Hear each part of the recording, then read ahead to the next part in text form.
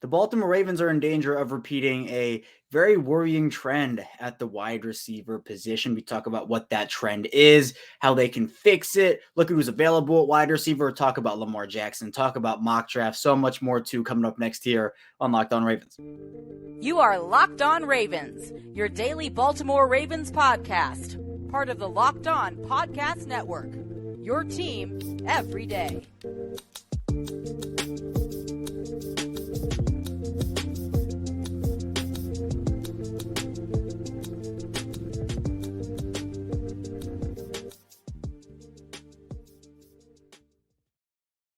Welcome into another edition of the Locked On Ravens podcast, part of the Locked On Podcast Network, your team every day. We are your daily Baltimore Ravens podcast, and we're here on the Locked On Podcast Network, your team every day. Thank you so much for tuning in with us today, making Locked On Ravens your first listen of the day. And you can subscribe or follow for free on YouTube or wherever you listen to your podcast to get the latest episodes as soon as they're available. It's the same show, both in audio form or in video form, however you like to listen or watch your podcasts on YouTube in video form, anywhere you get them in audio form as well. Be sure to like this video on YouTube, subscribe to the channel as well, again, for free, and also subscribe for free anywhere you get your favorite podcast. We do Daily Ravens podcast 5 days per week here, so Ravens news, analysis, updates.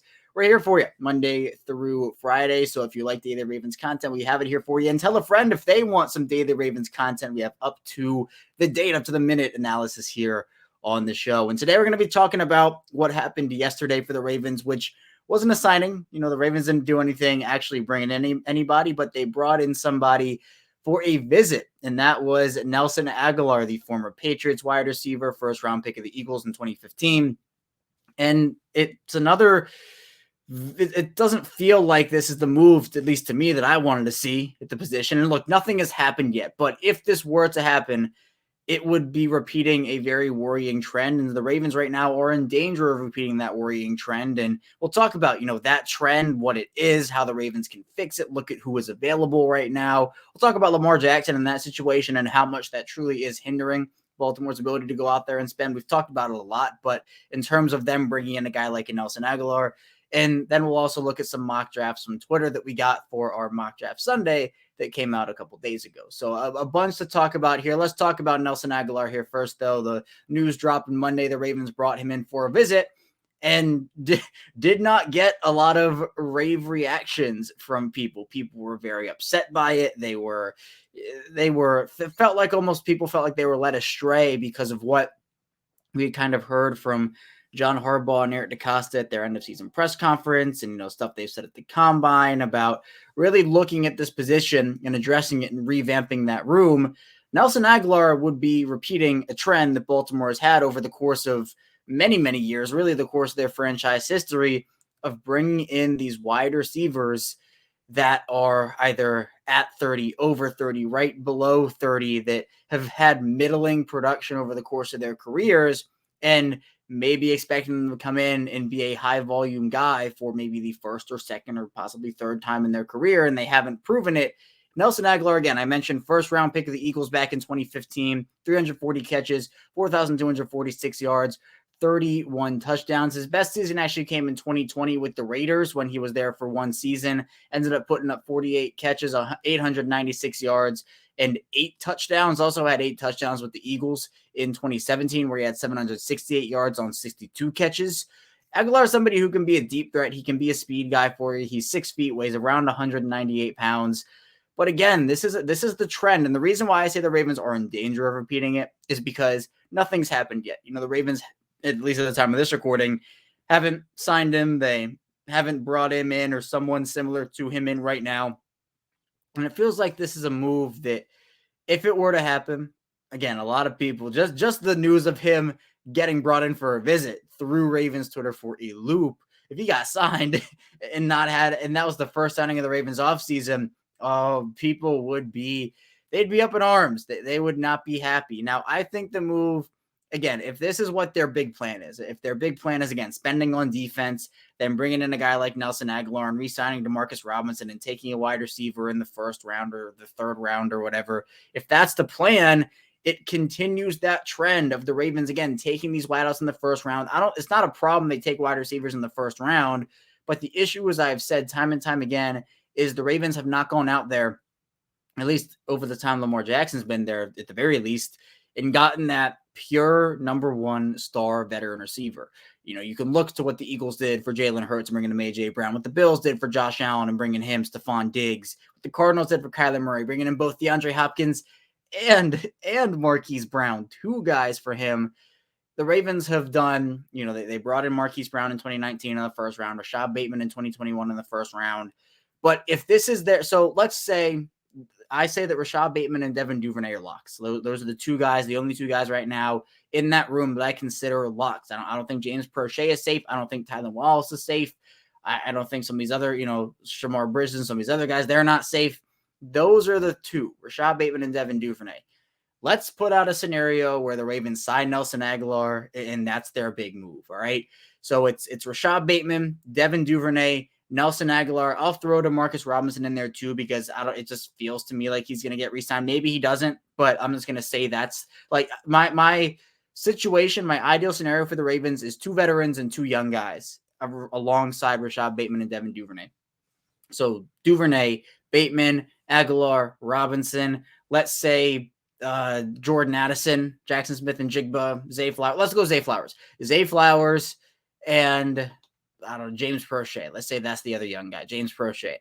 Those 6, Bateman, Duvernay, Flowers, Agholor, Robinson, and Prochet, we're pretty much back where we started if you're the Ravens, where you add the talent in Flowers. Agholor is not a bad 4th or 5th option, but you would have to use him again. It's the aspect of having a veteran guy, a star veteran going out there getting DeAndre Hopkins or a Jerry Jeudy or a Courtland Sutton, someone who is already proven, who you can slot in next to Rashad Bateman, who has the tools. Rashad Bateman has the tools. Devin Duvernay showed potential too.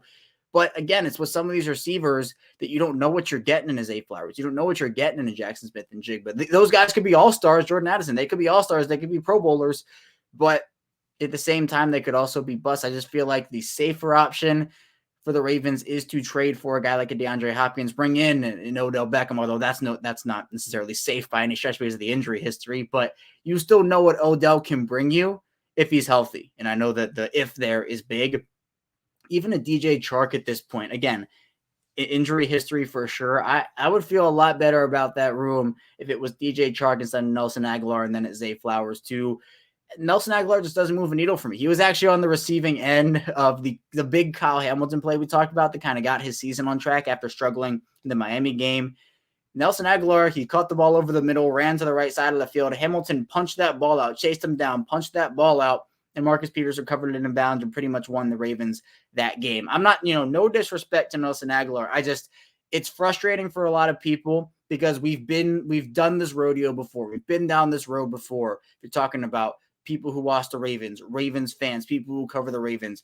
It has been time and time again, looking at the wide receiver class, talking about, well, this guy's available, this guy's available, this guy's available, and then all the money goes into the defense. This is the reason, or at least part of the reason, why I believe, and a lot of other people believe, the Ravens did fail Lamar Jackson on his rookie contract by not going out there, maximizing that rookie deal, and surrounding him with wide receiver weapons. We know who Mark Andrews is. Mark Andrews is great. He's a great pass-catching option, but imagine Mark Andrews in that offense with Lamar Jackson, with an A.J. Brown, with a DeAndre Hopkins, with a Stephon Diggs.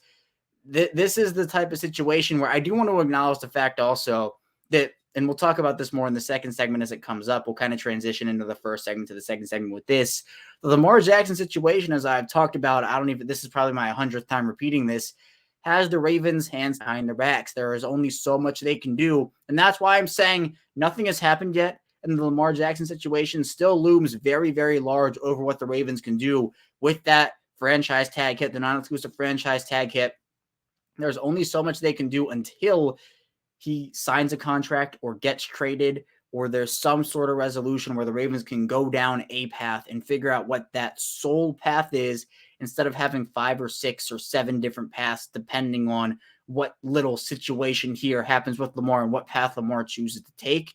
But at the same time, I just know that this trend that the Ravens have had, they bring in Rock Ya-Sin for a visit, who, again, very solid corner, But I think my ideal plan is bring in a DeAndre Hopkins, re-sign a Marcus Peters to a team-friendly deal, draft a stud corner in the first round. Now that's a lot. It's easier said than done, right? I can just say that and say, oh, that sounds great. But with the limited spending space the Ravens have, with the uncertainty surrounding Lamar Jackson, there is only so much they can do. But at the same time, just hearing this again after Sammy Watkins, after Jeremy Maclin, after Des Bryant, after Michael Crabtree, all the Deshaun Jackson. I know that was more of an in-season thing, but regardless, it's these veteran wide receivers who, again, have been okay. They've been fine over the course of their careers, or they're on the downswing of their careers. Like, Crabtree was dominant during his prime. Macklin was really good during his prime.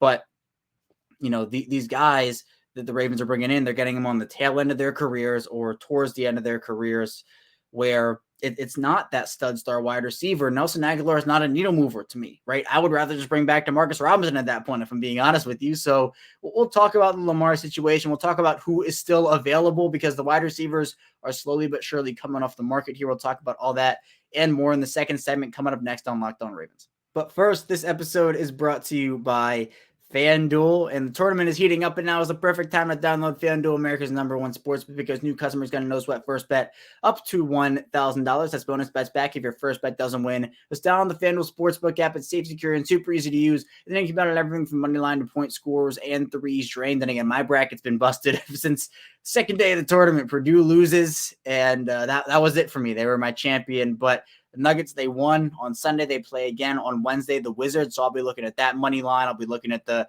Nikola Jokic triple-double prop. And they have so many more exclusive bets, like the 2x3, which is 2 3-pointers scored in the first 3 minutes. Plus, FanDuel even lets you combine your bets for a chance at a bigger payout with the same game parlay.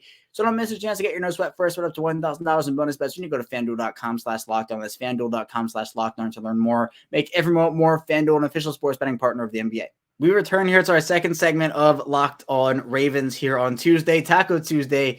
Kevin Oestreicher still here with you, talking about the Ravens and that worrying trend at wide receiver. The Ravens bringing in Nelson Agholor for a visit on Monday. Nothing's happened yet, nothing official at the time of this recording, but it got a lot of people kind of, again, like very frustrated about why is this the guy? Why, there's Odell out there, DJ Chark, et cetera, et cetera.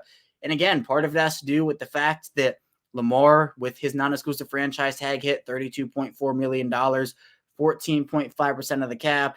There's only so much they can do. The Ravens still have other free agents they could look at, other positions they could look at. Marcus Peters, they could re-sign Justin Houston later in the offseason. But wide receivers, that position, again, Eric DeCosta, John Harbaugh, talking about how the Ravens were going to try to look into and revamp that room. I think a revamp for a lot of people meant really seriously looking, maybe going out there, trading for somebody, looking for multiple big early draft picks. But Nelson Agholor does not scream revamp to me, if that's what ends up happening. Again, no disrespect to him at all, but it's not a move that moves me. It's just not a move that moves me. So when looking at what Lamar has in terms of impact on this situation, it's a lot, as I've kind of outlined before. If there's an extension signed, even if it is just $5 or $6 million in savings, that is a lot in terms of how the free agent market this year, at least this offseason so far, in terms of money, in terms of deals, seems somewhat underwhelming compared to some of the other markets we've seen over the past couple of seasons. It feels like also the trade market. Like, I don't think DeAndre Hopkins is fetching anywhere near a second on this market personally. And I know the Ravens don't have a second to give up right now. I think a third and a fourth could do it, much like I've talked about this. I talked about it yesterday. Ravens made a trade for an Arizona Cardinals wide receiver all those years ago, Anquan Bolden, third and a fourth round pick. That's what they gave up. So DeAndre Hopkins could be that next guy for him. But looking at the wide receivers who are still available on the free agent market right now, it's a dwindling list. You have guys like Jacoby Myers and Allen Lazard and Juju Smith-Schuster, Robert Woods, Darius Slayton, Adam Thielen, all signing. Mac Hollins signed yesterday. Paris Campbell signed with the Giants. Even other, Braxton Berrios, Trent Sherfield, some of these other lower tier names have also gone off the board here. Zach Pascal went to the Cardinals, but other guys who were available, you have a guy like a DJ Chark and Odell Beckham, Richie James from the Giants, Marcus Robinson is still there, a Jarvis Landry, if you want to go down that rabbit hole again. Mecole Hardman feels kind of like a Raven. Honestly, that could be a Ravens type signing. Isaiah McKenzie got released from the Bills. You have other guys like Agholor, and then, Chris Moore, old friend Chris Moore, 30 years old now. Chris Moore, that's kind of crazy. Chris Moore's 30 years old now. Would not have thought that. Marvin Jones, Kenny Galladay, if you really want to go down there, Kenny Galladay. You have Julio Jones, Ravens legend. T.Y. Hilton, Ravens legend. Robbie Anderson's there. Brashad Perriman, old friend. So I will say, and this is something I said, the wide receiver market was not particularly strong this year free agency-wise. The top options were Jacoby Myers, Allen Lazard, Juju Smith-Schuster, DJ Chark. Adam Thielen got cut, so he's in that category. Odell is in that category. But to me, I think the only needle-moving moves, and, depending on how you view each guy, the needle moving could be, all the way over, or it could be just a very minimal margin over. Odell Beckham is a needle mover for me. I think if the Ravens signed him, it would move the needle, especially, and again, it relies on health, but he's a guy that would move the needle. DJ Chark also moves the needle, maybe not as much as a guy like Allen Lazard would have or Jacoby Myers would have, but those guys only got $11 million per season.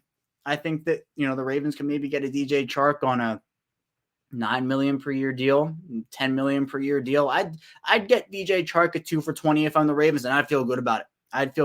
That still gives you room. You can make it a backloaded deal on that second year if you want to. You figure out the guarantees, figure out the total money. But I'd be cool with that. I think, look, my dream scenario here would be DeAndre Hopkins and DJ Chark next to Rashad Bateman and Devin Duvernay. You re-sign Marcus Peters, you draft a corner. That's it. That's the plan. That's all. And plus, it all starts with a Lamar Jackson extension to open up the money. But I'm a fan of DJ Chark, and again, it's not like there are all these. It wasn't like Justin Jefferson and Jamar Chase and T. Higgins and Cooper Kupp and Devontae Adams were all hitting the market. It's not what it was going to be. And plus, I don't even know if the Ravens will spend all that much money on a wide receiver. But I think the frustration for people with the Agholor visit and with the potential of this trend continuing for the Ravens that has happened for so many years, especially while Lamar's been on his rookie contract, is the fact that this is a new offense. It's the Todd Monken offense. Monken is notorious for throwing the ball. He's known to like throwing the ball. And people, I think it was more understandable when Greg Roman was the offensive coordinator, where people kind of accepted, where it's like, look, the Ravens aren't going to throw the ball a whole lot. There aren't going to be a lot of targets to go around. This is what it is. The receivers aren't going to want to come to Baltimore. They want to go somewhere where they want to get more run, more targets, more catches, more touchdowns. It's not going to be Baltimore. Like Jarvis Landry. If you're looking for a one-year deal to rebuild your value and you were going to a Greg Roman offense or the Saints who throw the ball a whole lot more than the Ravens do, you're going to the Saints to try to rebuild your value. Now, Landry didn't really do that. He was injured for a lot of the year and didn't produce. But the point stands. I think the frustration, or at least part of it, now lies in the fact that Todd Monken is there and the guy's Nelson Agholor. You would hope a DJ Chark would come in. You would hope you would have heard news about maybe an Adam Thielen interest or Lazard interest. I think that there were rumblings about Lazard interest, but maybe the Ravens didn't want to go to that 11 million number. I don't know what the deal was there. Maybe Jacoby Myers interest. That's where people want to see the interest. Judy interest, Sutton interest, Hopkins interest. People want to see that now because this is the turning point, it feels like. This could be the turning point for the offense where if you can get Lamar with Todd Monken, with a couple of good wide receivers, with Rashad Bateman and with Mark Andrews in there, you can add a couple guys. This offense has a potential to be so good and have very, very, very little weaknesses. But you have to get the weapons around Lamar if Lamar stays. If Lamar's the quarterback in 2023 and we go through this whole thing again, we go through the entire cycle again of the Ravens neglect the wide receiver position, they spend on defense or on the offensive line or, in the tight end room or whatever. It's not going to be tight ends, but you know what I'm talking about. If they neglect the receiver position and invest heavy elsewhere, and then all of a sudden the Ravens are in the same spot they've been for the last however many years you want to say it's been, because it's been a while. That I think is the frustration, because this offense with Monken has the potential to be so good and has the potential with Lamar to be so explosive, to be one of the more explosive offenses we've seen with Lamar. That 2019 offense is going to be hard to top, but I think this is the area. This is the growth people want to see. And I think with the growth of the offense, with the play calling, with the coordinator, has to also be the growth of the personnel. And where people are frustrated is the fact that the Ravens, after more than 1 week of free agency, legal tampering period and all, are still a worse football team than they were when it started. And we're over a week in. The Ravens still have not signed anybody. People are getting antsy. People are getting frustrated. People are getting annoyed. And a lot of it, again, has to go back to do with the Ravens have those hands tied right behind their backs with that rope there. They're trying to undo them. They're trying to get something done with Lamar.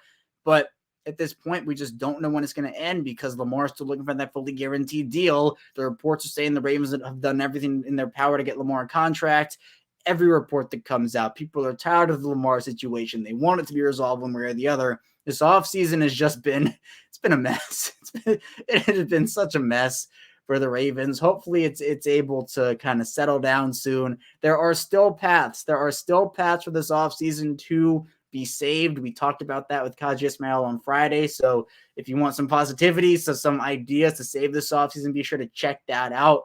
And part of that, it has to do with the draft. And we just don't know. Again, it goes beyond free agency. With the draft, if the Ravens trade Lamar, they're going to have, trade or just he walks for the 2 firsts.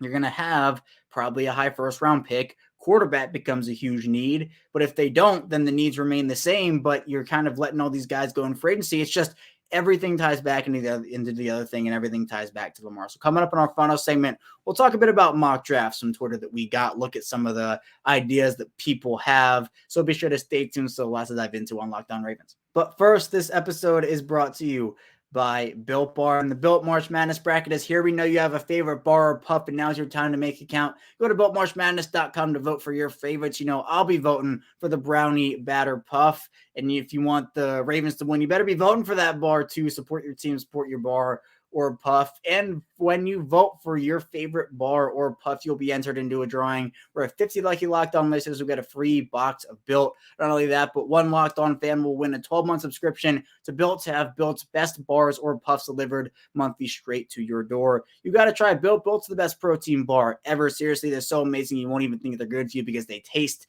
that good. And what makes Built bars and puffs so good is, for starters, they're all high in protein, low in sugar, and covered in 100% real chocolate. That's right, real chocolate. Run to BuiltMarchMadness.com right now to vote for your favorite bar or puff and pick up a box wherever you're there. You can vote every day in March, so hop in and support your pick.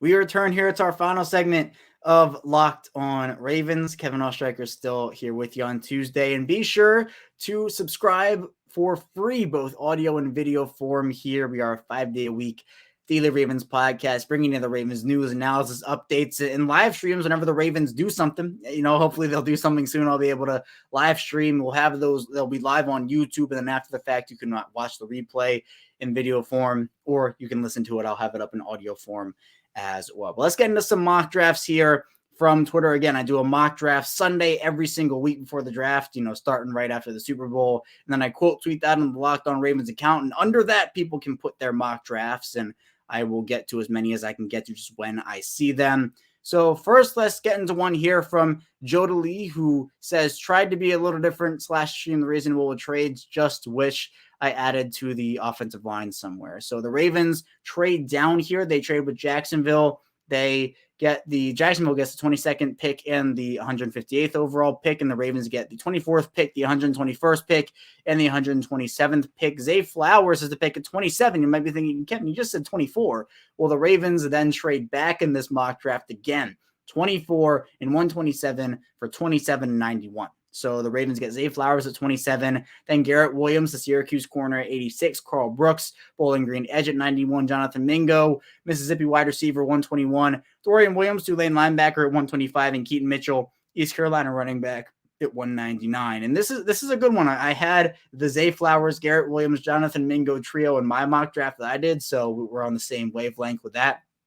I like the trade down too. My thing with trade downs for the Ravens, though, is I would preferably like them to pick up a second round pick in this. I think the Ravens would too. I think Eric DeCosta really, really wants a second round pick, and he misses a second round pick. Not that Roquan Smith, you know, that trade, the Ravens, I think, are very happy with giving up the second for Roquan Smith, but just the actual premise of having a second round pick, I think, is very, very good. Carl Brooks, you know, get edge depth there, inside linebacker depth as well. And Keaton Mitchell is one of my favorite late round running backs in this class. So I like this mock draft a lot here. And I think it could be one. If the Ravens follow this, I would not be mad about that whatsoever.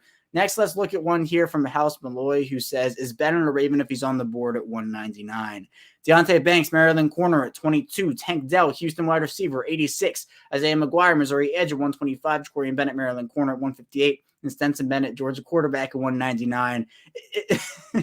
It feels that way. It feels like Stenson Bennett is going to be a Raven. Who knows if that is the actual case? But again, as we kind of saw with Mike McDonald when he came into the Ravens from Michigan, he brought over Ryan Osborne, who was one of his assistants at Michigan. And then he also brings in David Ajabo, who was one of his guys while he was in college. So I think Todd Monken's probably going to want to have his say on maybe a couple of his guys, and maybe Stenson Bennett is that guy. But you got the cornerback duo here with Deontay Banks and Jacorian Bennett, Maryland corner duo, Tank Dell. So hopefully this would be a situation where the Ravens would get a DeAndre Hopkins or get a bigger body, Cortland Sutton type wide receiver, Jerry Jeudy type guy. So you can put Tank Dell into a role I think he's more comfortable in and getting edge depth there. So a good one. I like the double dip at corner. I think corner wide receiver, the first two picks right now, at least, because again, we don't know. It's my ideal situation. And then, other than that, I think this is a good one. With Stenson Bennett, the Todd Monken special, Stenson Bennett in there as well. Next, let's get into one from Triple J, who has the Ravens trading down. The Ravens trade 22, 86, and 125 for 29, 40, and 147. The Ravens take Zay Flowers, Boston College wide receiver, 29. Jalen Hyatt, Tennessee wide receiver at 40. Jacorian Bennett, Maryland corner at 147. Edge, KJ Henry from Clemson at 158. And Antonio Moff, UCLA guard at 199. I like this trade down because the second round pick is in there. Now, the Ravens and it's interesting. In this scenario, the Ravens, they get the second round pick, but they don't pick for 107 picks from 40 to 147. You have an early second round pick, early/mid second round pick. You don't pick again until the 5th round, which I think would be a long time for the Ravens to wait. So I think realistically, they'd try to hold on to probably 125 in this scenario at the very least if they're going to get 29 and 40. But having 29 and 40 is very good. And Zay Flowers and Jalen Hyatt added into a group with Bateman and Duvernay. This would be a situation where you're again relying on young guys, and if that's the route you want to take, personally, I want to see a veteran in there. But if you bring in a DeAndre Hopkins, you have Bateman, Duvernay, Hopkins, Flowers, Hyatt. Sign me up for that one, but I don't think that's uber realistic. I like Jalen Hyatt a bit of a risk. Hyatt's a bit of a risk, but at the same time, I think that a team's going to swing on the upside. Bennett has helped his stock a ton with the combine. I think he's probably a late 3rd, early 4th guy at this point, then getting the guard, getting an edge guy as well. I like that here. Good mock draft here from Triple J. Let's do a couple of more here as we cycle through these. Let's do one from Baltimore Wizard, who says trade down and a little wide receiver crazy. All right, so trade down here.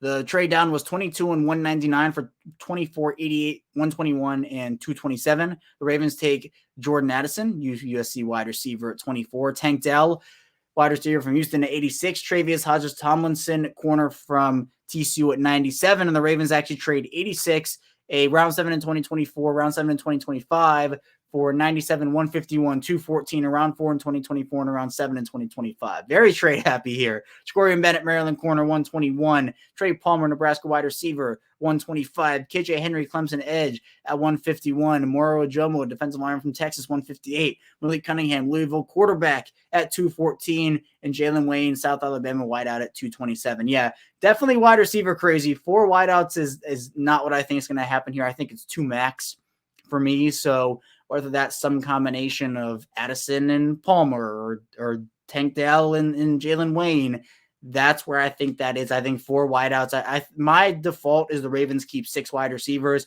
2 guys are locks. You'd have a 3rd-year guy, a 4th-year guy, and 4 rookies. It's a lot of rookies. Travius Hodges-Tomlinson, Jacorian Bennett, 2 guys I really like there at the corner position. I think the edge depth is good with KJ Henry, Moro Ojomo, kind of like that late-ish round Moro Ojomo, Kobe Turner type player. I like that. Malik Cunningham is not the Todd Monken special. I like Cunningham a lot. He is a developmental player, fits the Ravens system.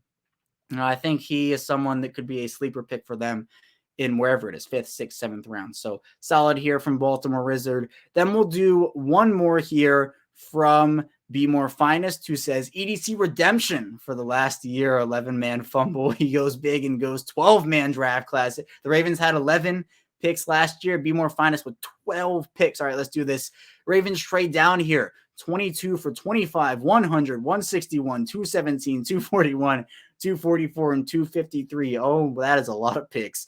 Will McDonald, the fourth, the Iowa State edge is at 25. A.T. Perry, Wake Forest wide receiver at 86. Riley Moss, Iowa corner at 100. Travis Hodges-Tomlinson, TCU corner at 125. Jake Bobo, UCLA wide receiver at 158. Chandler Zavala, North Carolina State guard at 161. Stenson Bennett, Georgia quarterback at 210. The Ravens trade 199 for 210 and 224 there. Ronnie Bell, Michigan wide receiver, 217. Muhammad Ibrahim, Minnesota running back at 214. Miles Brooks, Louisiana Tech corner at 241. John Gaines, the second UCLA guard at 244. And then Savastia Dennis, the Pittsburgh linebacker at 253. I don't think the Ravens have room for 12 rookies on their roster. I just think that, 11 was a lot last year, and they didn't even have room for all 11 guys. They had to get rid of Tyler Beatty, put him on the practice squad, goes to Denver and scores a touchdown with the Broncos.